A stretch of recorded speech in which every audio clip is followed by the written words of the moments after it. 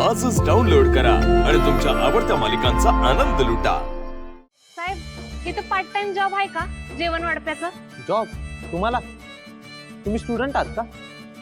होय, मी कोल्हापूरची आहे, इथं शिकायला आलोय। म्हटलं कमवावं आणि शिकावं। ओ नाहीये काही काम। तुम्हाला काय, तुम्ही जाल नंतर मध्येच असं काम सोडून?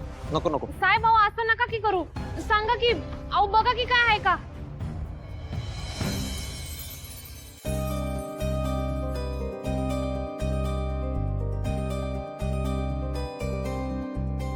काय ग बाळ, कोण आहेस तू? काय नाव तुझं?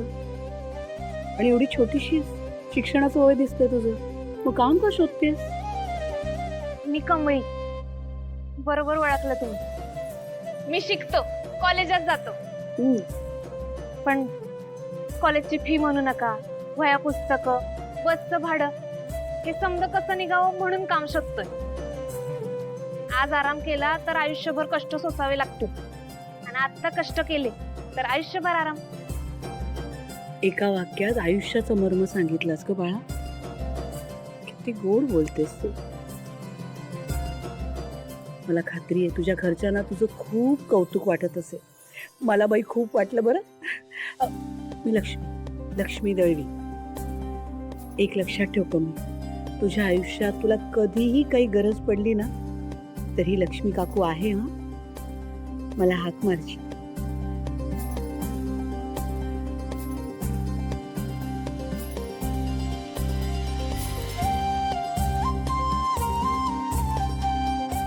अगं हे कशाला करायचं बाळ? अशी कामं शोधताना बाहेर पडलो की लय मालक भेटतो, पण आज वाटलं आई भेटली।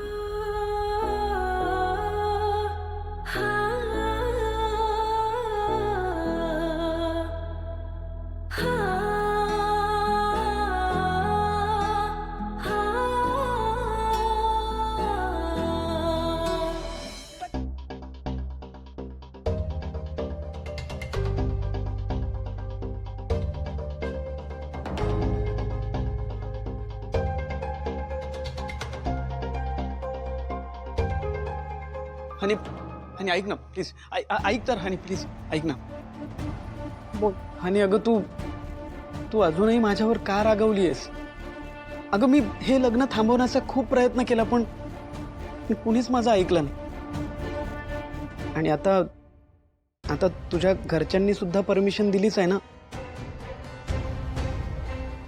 मग आता माझी काय चूक आहे? माझ्या घरच्यांचा नाईलाज होता म्हणून त्यांना परमिशन द्यावी लागली, आणि मी या लग्नात काडी मात्र इंटरेस्टेड नाहीये, आणि हॅप्पी तर बिलकुल नाहीये। हनी ऐक, डोंट टच मी। सॉरी हनी, मला सांग तुझा राग घालवण्यासाठी मी काय करायला हवं? तू म्हणशील ते सगळं करायला मी तयार आहे। आणि प्लीज प्लीज अशी रागवू नकोस ना, कारण तू अशी रागावली असताना मला खूप त्रास होतो। मग काय करू मी? हा, काय करू मी अजून तुझ्यासाठी?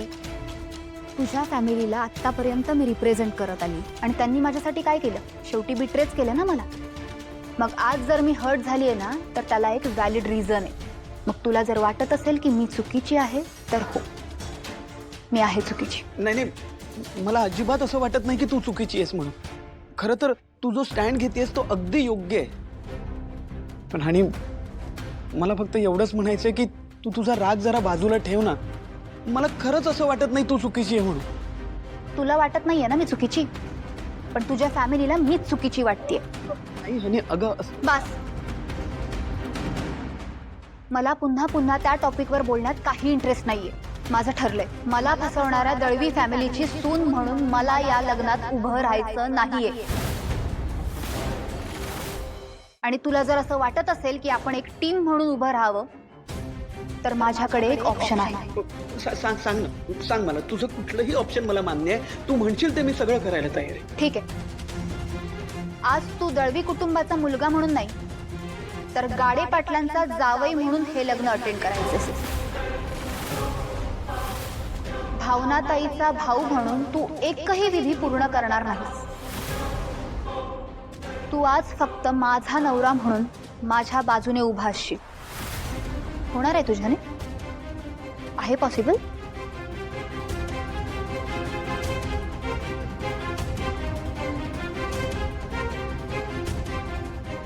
ठीक आहे हनी.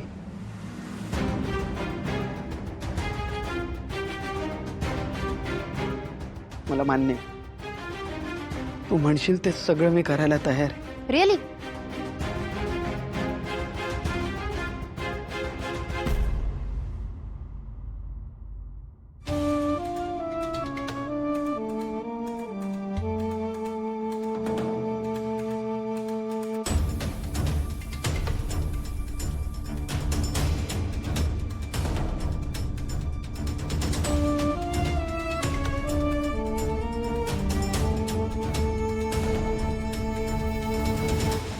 मी या लग्नाला जरी होकार दिला असला तरी इथे जे घडतंय ते सगळंच मला पसंत पडतंय असं नाहीये.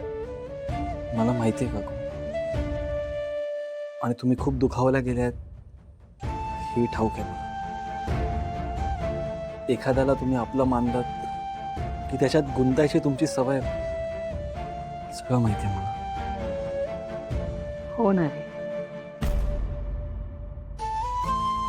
आणि माझा हा स्वभाव किती चुकीचा आहे हे तुझ्यामुळेच कळलं मला.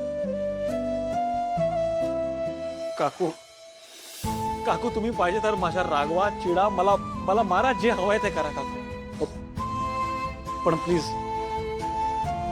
मी जी भेट तुम्हाला देतोय काकू त्याला नाही नका म्हणून. विश्वासघातकी माणसांकडून काहीही घेत नसते मी. काकू मी मान्य करतो ना माझ्याकडनं चूक झाली. खरं तर जेव्हा मी भावना मॅडमच्या प्रेमात पडलो आणि मग मला कळलं की भावना मॅडम तुमची मुलगी आहे ना काकू, त्या दिवसापासून मला तुम्हाला सगळं खरं सांगायचं होतं.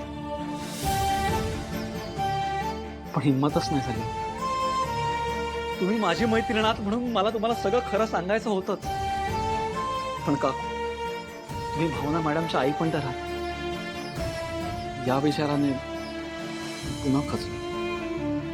काकू मला माहितीये वेळ लागेल, पण एक ना एक दिवस तुमचा माझ्यावरचा राग नक्की कमी होईल.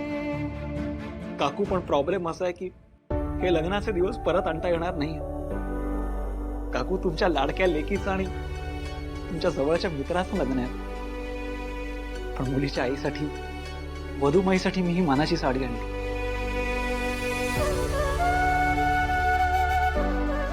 प्लीज घ्या ना काकू.